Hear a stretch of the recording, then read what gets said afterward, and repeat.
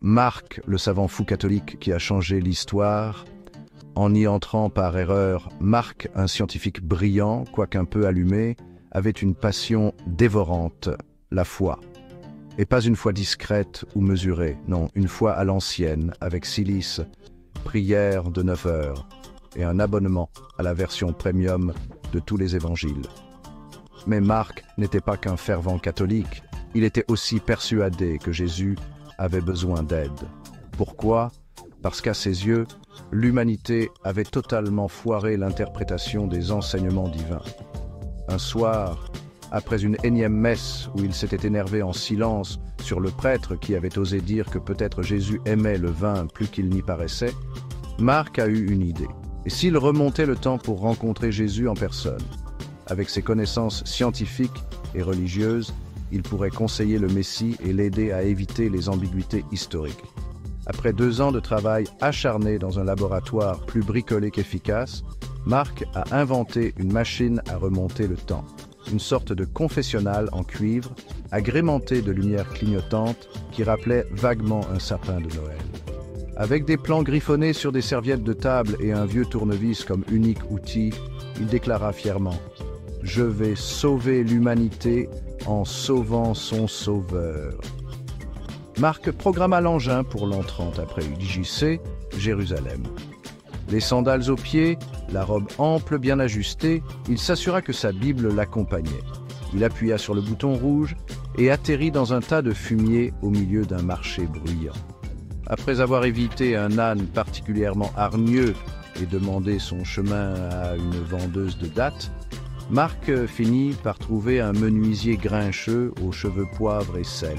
« Joseph, le père de Jésus ?» demanda-t-il, ému jusqu'aux larmes. « C'est moi. Qu'est-ce que tu veux, voyageur bizarre ?» répondit Joseph, tout en rabotant un bout de bois. « Je veux voir Jésus, le Fils de Dieu. Où est-il ?»« Lui ? Ce sale dégénéré ?» gronda Joseph, levant les yeux au ciel. « Il est dans une taverne, encore ivre mort ou en train de jouer au dé pour de la bœuf. Tu crois qu'il m'aide avec la menuiserie? Il fume mes chutes de bois, ce bon à rien. » Marc, abasourdi, ne savait plus quoi dire. Jésus, un fumeur de bœuf, ivre dans une taverne? L'image du Messie parfait s'effondrait comme un château de cartes. Un déclic se fit dans la tête de Marc. Si Jésus ne prenait pas son rôle au sérieux, quelqu'un devait le faire. Lui, avec ses connaissances modernes, il pourrait accomplir des miracles et remettre l'histoire sur les rails. Il recruta rapidement quelques apôtres dans la rue. Pas facile de convaincre des types mal rasés, mais avec une bourse remplie de pièces d'argent, il eut son comité d'accueil. Ensemble, ils mirent en scène les fameux miracles. L'eau en vin, Marc mélangea de la poudre de vin rouge qu'il avait emportée dans sa gourde. Les convives furent ravis, même si certains trouvaient un goût chimique. La pêche miraculeuse. Marc avait créé des appâts surpuissants à base de restes de repas modernes. Les poissons affluaient, même un vieux hareng s'était pris au jeu. Guérison de l'aveugle. Ayant une trousse de premiers secours, Marc appliqua des gouttes dans les yeux d'un pauvre homme qui souffrait simplement de conjonctivite. Il cria aussitôt « Je vois !» Marc organisa également la fameuse scène, sauf que le pain et le vin furent remplacés par des sandwichs industriels et une bouteille de soda qu'il avait emportée pour le voyage.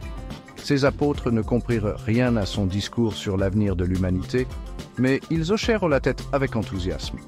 Tout allait bien jusqu'à ce que Marc tombe sur les Romains. Ces derniers, irrités par les attroupements autour du nouveau Jésus, décidèrent de le clouer sur une croix pour calmer le jeu. Marc, incapable de leur expliquer qu'il venait du futur sans passer pour un illuminé, accepta son sort.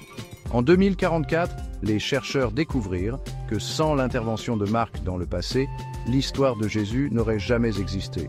Jésus, le vrai, aurait simplement vieilli dans une taverne et terminé sa vie comme un joueur de dés. Moralité. Parfois, ce sont les fous les plus dévoués qui changent le monde. Si vous croisez un savant fou dans votre entourage, ne le jugez pas trop vite. Il pourrait bien être votre prochain sauveur.